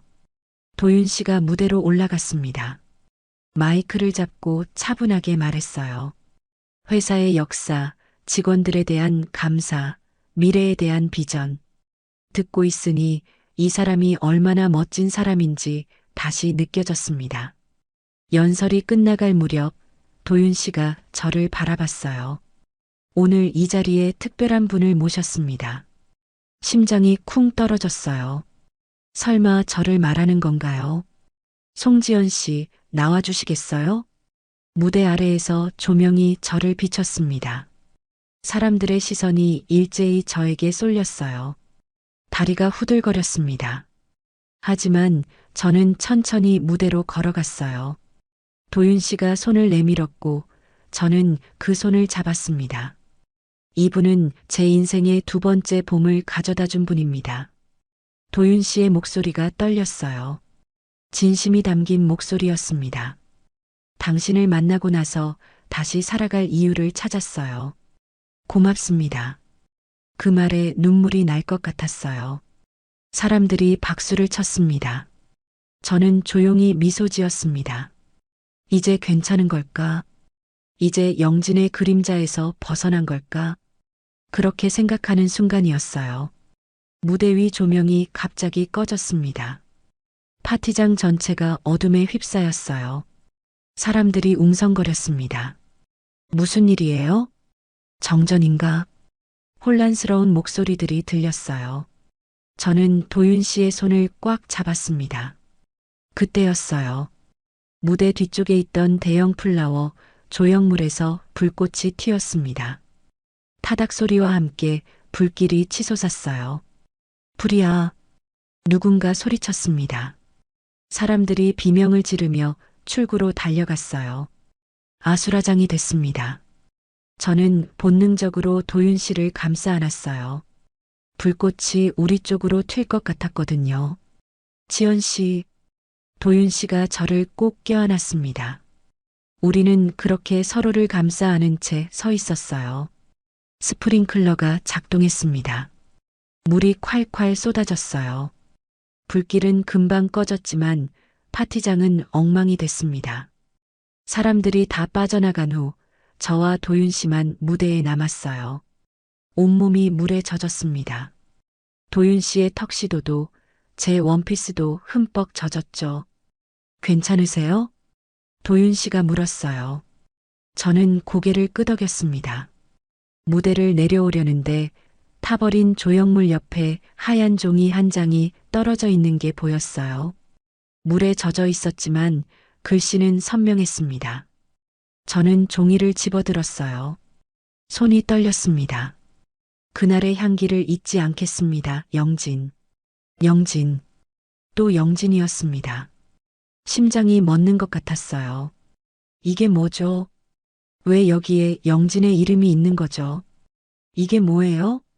제가 도윤 씨에게 종이를 내밀었습니다. 도윤 씨의 얼굴이 창백해졌어요. 입술이 파르르 떨렸습니다. 이건 말을 잇지 못했어요. 눈빛이 흔들렸습니다. 그 플라워 조형물이 영진 부인과 관련된 거예요? 제가 물었습니다. 목소리가 차갑게 나왔어요. 도윤 씨가 고개를 끄덕였어요. 천천히 무겁게. 영진이 생전에 디자인한 겁니다. 창립 20주년 때 만들었던 거예요. 그때도 저 조형물을 무대에 뒀었죠. 그래서 이번에도 말을 멈춘 도윤 씨의 눈에 눈물이 맺혔습니다. 영진의 기억을 남기고 싶었어요. 미안해요. 미안하다는 말. 또 미안하다는 말이었어요. 저는 종이를 꽉 쥐었습니다. 손 안에서 종이가 구겨졌어요. 그 사람의 마음은 아직 과거에 머물러 있구나. 그 생각이 머릿속을 가득 채웠습니다. 아무리 저를 두 번째 봄이라고 해도 도윤 씨의 마음속엔 여전히 영진이 살아 있었어요. 저는 아무 말 없이 종이를 바닥에 떨어뜨렸습니다. 그리고 돌아서서 걸었어요. 지연 씨, 도윤 씨가 불렀지만 저는 멈추지 않았습니다. 멈출 수 없었어요. 더 이상 이 자리에 있으면 무너질 것 같았거든요. 밖으로 나왔어요. 비가 내리고 있었습니다. 물에 젖은 옷이 더 무겁게 느껴졌어요. 하지만 걷고 또 걸었습니다. 눈물인지 빗물인지 모를 것들이 얼굴을 타고 흘러내렸습니다. 저는 그냥 걸었어요. 아무 생각 없이 파티장에서 나온 후 집에 돌아왔습니다. 젖은 옷을 벗고 따뜻한 물로 샤워를 했어요. 하지만 몸은 따뜻해져도 마음은 차가웠습니다. 도윤 씨에게서 전화가 몇 번 왔어요. 받지 않았습니다. 문자도 왔죠. 읽지 않았어요. 지금은 아무것도 하고 싶지 않았습니다. 며칠을 그렇게 보냈어요. 가게는 문을 닫았습니다. 손님을 맞을 기분이 아니었거든요. 집에만 있었어요. 아무것도 먹지 않고 아무것도 하지 않고 사흘째 되는 날이었어요. 현관벨이 울렸습니다. 도윤 씨인가 싶어서 무시했죠. 하지만 벨소리가 계속됐어요. 엄마, 나야, 은서. 딸 목소리였습니다. 저는 급히 문을 열었어요. 은서야. 딸이 걱정스러운 얼굴로 저를 봤습니다. 엄마, 왜 이래? 전화도 안 받고, 가게도 문 닫았다며? 은서가 안으로 들어왔어요. 저는 아무 대답도 하지 못했습니다. 엄마, 밥은 먹었어? 얼굴이 왜 이렇게 헬쑥해? 딸이 제 얼굴을 들여다봤어요. 눈물이 날 것 같았습니다. 딸 앞에선 강한 척해야 하는데 오늘은 그럴 힘도 없었어요. 은서야, 엄마 괜찮아. 겨우 그렇게 말했습니다. 하지만 목소리가 떨렸어요. 엄마, 무슨 일 있었지? 강도윤 회장이랑 무슨 일 있었어? 은서가 물었습니다. 날카로웠어요. 딸은 항상 예리했습니다. 저는 소파에 앉았어요. 은서도 옆에 앉았죠. 그 사람이랑 헤어지려고. 제가 조용히 말했습니다. 왜? 무슨 일인데? 은서가 제 손을 잡았어요. 따뜻했습니다. 저는 그동안 있었던 일들을 얘기했어요. 유리돔 이야기, 영진 이야기, 파티장에서의 일까지 다 털어놓으니 조금 후련했습니다. 은서가 한참을 말없이 듣더니 입을 열었어요. 엄마, 그 사람 진심이 맞아? 날카로운 질문이었습니다. 전부인 흔적을 아직도 붙잡고 살잖아. 그게 진심인 거야? 딸의 말이 가슴에 꽂혔어요. 맞는 말이었습니다. 진심이라면 왜 영진의 흔적을 계속 간직하고 있을까요? 은서야, 엄마도 모르겠어. 제가 고백했습니다. 기다려봐, 엄마. 내가 확인해 볼게. 은서가 일어섰어요. 뭘 확인한다는 거야? 제가 물었습니다. 그 사람이 진짜 엄마를 사랑하는지 아니면 그냥 외로워서 엄마한테 기대는 건지 확실히 해야 할 것 같아. 딸의 목소리가 단호했어요. 저는 말렸어야 했습니다. 하지만 그러지 못했어요. 저도 알고 싶었거든요. 진실을. 이틀 후 은서가 다시 왔습니다. 손에 봉투를 들고 있었어요. 엄마, 이거 봐. 은서가 봉투에서 사진 한 장을 꺼냈습니다. 흑백 사진이었어요. 낡아서 모서리가 해졌더군요. 사진 속엔 젊은 남자가 있었습니다. 도윤 씨였어요. 지금보다 훨씬 젊은 모습이었죠. 30대 초반쯤 돼 보였습니다. 도윤 씨가 한 여자를 꼭 껴안고 있었어요. 두 사람 다 환하게 웃고 있었습니다. 행복해 보였어요. 사랑이 느껴지는 사진이었죠. 이 여자가 누구야? 제가 떨리는 목소리로 물었습니다. 이미 알고 있었지만 확인하고 싶었어요. 영진이야. 강도윤 회장의 전 부인. 은서의 대답에 가슴이 철렁 내려앉았습니다. 이거 어디서 구한 거야? 회장님 서재에 있었어. 책상 서랍 맨 밑에 소중하게 보관되어 있더라. 은서가 말했습니다. 어떻게 들어갔어? 제가 물었어요. 비서한테 부탁했어. 엄마를 위해서라고 했더니 보여주더라. 딸이 제 손을 잡았습니다. 엄마, 이 사진 봐. 저 사람 눈빛 봐. 저게 진짜 사랑하는 사람 보는 눈빛이야. 은서의 말이 맞았어요. 사진 속 도윤 씨의 눈엔 사랑이 가득했습니다. 영진을 보는 눈빛이 너무나 따뜻했어요. 엄마를 볼 때도 저렇게 봐? 저런 눈빛으로? 딸이 물었습니다. 저는 대답할 수 없었어요. 생각해보니 도윤 씨가 저를 볼 때는 달랐습니다. 따뜻하긴 했지만 사진 속 눈빛만큼은 아니었어요. 뭔가 조심스럽고 조금은 거리를 두는 느낌이었죠. 은서야. 제가 딸을 불렀습니다. 목소리가 떨렸어요. 엄마, 울지 마. 이제 알았잖아. 그 사람은 아직도 영진을 사랑하고 있어. 엄마는 그냥 외로움을 달래주는 존재일 뿐이야. 딸의 말이 냉정했지만 진실이었습니다. 엄마가 사랑받은 게 아닐 수도 있어. 그냥 그 사람 외로움을 채워준 거야. 미안하지만 그게 현실인 것 같아. 눈물이 주르륵 흘러내렸어요. 참으려고 했는데 안 됐습니다. 은서가 저를 꼭 안아줬어요. 엄마, 이제 그만 정리해. 상처만 받잖아. 딸의 품에서 울었습니다. 한참을 울었어요. 사진을 다시 들여다봤습니다. 도윤 씨와 영진. 두 사람은 정말 행복해 보였어요. 서로를 온 마음으로 사랑하는 게 느껴졌습니다. 저는 절대 저 자리에 갈 수 없을 거예요. 도윤 씨의 마음속엔 이미 영진이 자리 잡고 있었으니까요. 엄마는 언제나 누군가의 두 번째였어. 제가 중얼거렸습니다. 아빠한테도 그랬고 이 사람한테도 그래. 은서가 제 등을 토닥여줬어요. 아니야, 엄마. 엄마는 누구한테도 두 번째가 아니야. 그 사람들이 엄마의 가치를 몰랐던 거야. 딸의 위로가 고마웠습니다. 하지만 마음은 편치 않았어요.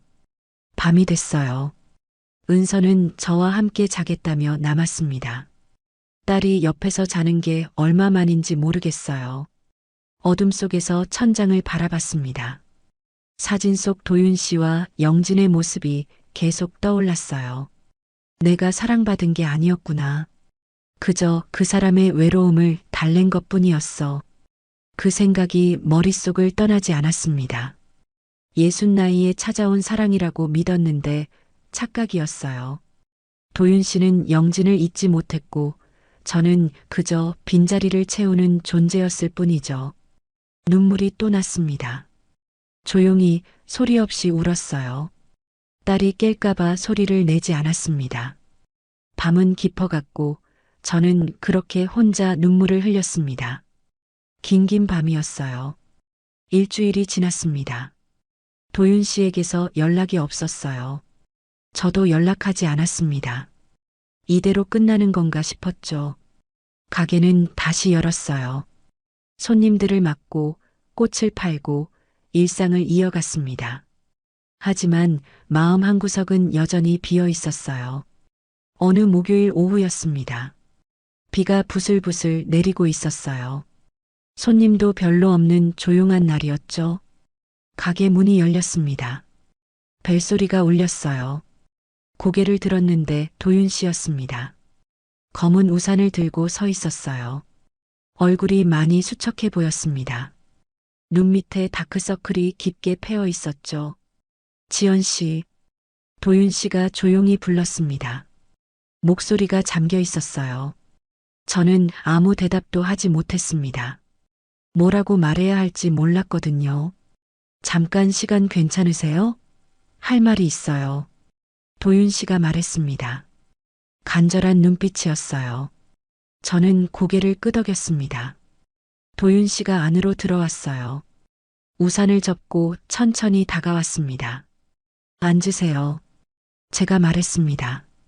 목소리가 떨렸어요. 도윤 씨가 의자에 앉았습니다. 저도 맞은편에 앉았죠. 한참을 침묵이 흘렀어요. 빗소리만 들렸습니다. 도윤 씨가 손을 꽉 쥐었다 폈다 했어요. 무슨 말을 해야 할지 고민하는 것 같았습니다. 지연 씨, 제가 솔직하게 말씀드릴게요. 도윤 씨가 입을 열었습니다. 눈빛이 흔들렸어요.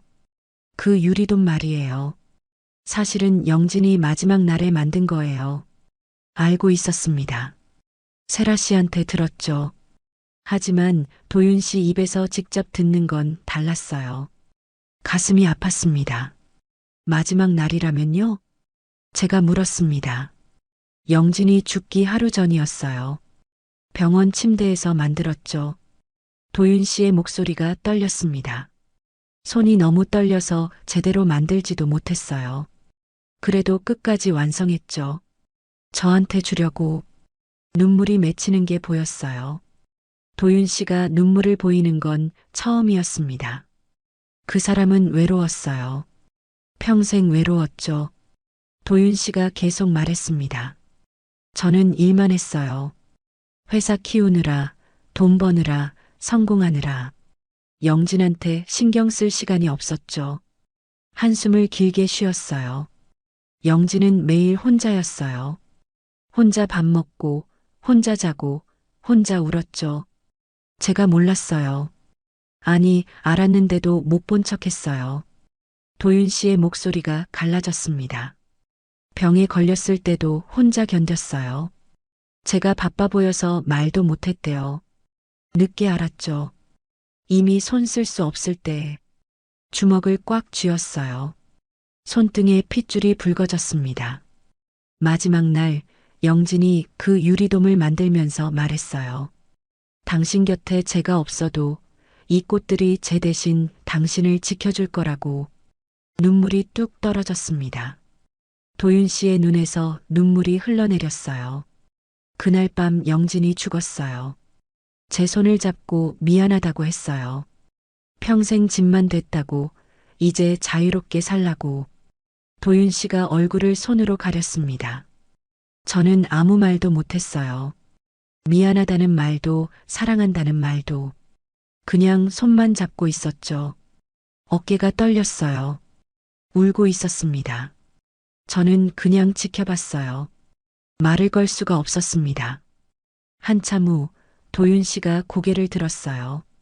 눈이 빨갛게 충혈되어 있었습니다. 그래서 그 유리돔을 버릴 수가 없었어요. 미련이 아니었어요. 사과였어요. 도윤 씨가 제 눈을 똑바로 봤습니다. 영진한테 잘못한 걸 기억하려고, 다시는 누군가를 소홀히 대하지 않으려고. 그래서 간직했던 거예요. 가슴이 먹먹해졌습니다. 지연 씨를 만나고 나서 달라지고 싶었어요. 영진한테 못해준 것들을 지연 씨한테는 다 해주고 싶었죠. 도윤 씨가 손을 내밀었어요. 그런데 제가 또 실수했네요. 과거를 정리하지 못한 채 지연 씨를 만났어요. 상처만 드렸죠. 제 손을 잡았습니다. 따뜻했어요. 미안합니다. 정말 미안해요. 진심이 느껴졌습니다. 이 사람은 진짜로 후회하고 있었어요. 도윤 씨, 제가 조용히 불렀습니다. 영진 부인을 아직도 사랑하세요? 꼭 물어봐야 했어요. 이걸 확인하지 않으면 앞으로 나아갈 수 없었습니다. 도윤 씨가 고개를 저었어요. 사랑이 아니에요. 죄책감이죠. 제대로 사랑하지 못한 것에 대한.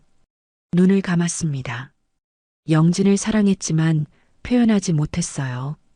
바빴다는 핑계로, 나중에 하면 된다는 생각으로. 결국 아무것도 못했죠. 다시 눈을 떴어요. 눈빛이 맑았습니다. 이제는 영진을 보내줘야 해요. 그래야 지연 씨를 제대로 사랑할 수 있으니까요. 그 말에 눈물이 났어요. 도윤 씨가 제 손을 더 꽉 잡았습니다. 지연 씨, 저한테 기회를 주세요. 이번엔 제대로 하고 싶어요. 당신을 소중히 대하고 싶어요. 저는 아무 말 없이 도윤 씨의 손을 잡았습니다. 두 손으로 꽉 잡았어요. 그제야 알았습니다. 도윤 씨의 마음속 영진은 사랑이 아니라 속죄였다는 걸. 과거에 대한 미련이 아니라 반성이었다는 걸. 도윤 씨, 제가 말했습니다. 과거는 놓아줘야 해요. 영진 부인도, 그 유리돔도, 그 조형물도 다 놓아주세요. 도윤 씨가 고개를 끄덕였어요. 그럴게요. 이제 놓을게요. 우리는 한참을 손을 잡고 앉아 있었습니다. 말은 없었지만 서로의 마음이 느껴졌어요. 밖에선 여전히 비가 내렸습니다. 하지만 제 마음은 조금 맑아진 것 같았어요. 도윤 씨가 일어섰습니다. 지연 씨, 천천히 생각해 주세요. 제가 기다릴게요. 문을 나가려는 도윤 씨를 불렀습니다. 도윤 씨, 뒤돌아봤어요. 저도 노력할게요. 도윤 씨를 믿어볼게요. 도윤 씨의 얼굴에 미소가 번졌습니다. 오랜만에 보는 진짜 웃음이었어요. 고맙습니다. 도윤 씨가 나간 후 저는 한참을 창밖을 바라봤습니다. 비가 그치고 있었어요. 구름 사이로 햇빛이 비쳤습니다. 새로운 시작일까요? 이번엔 제대로 된 시작일까요? 알 수 없었지만 한번 믿어보기로 했어요. 도윤 씨를, 그리고 저 자신을. 도윤 씨와 다시 만나기 시작한 건 그날 이후였습니다.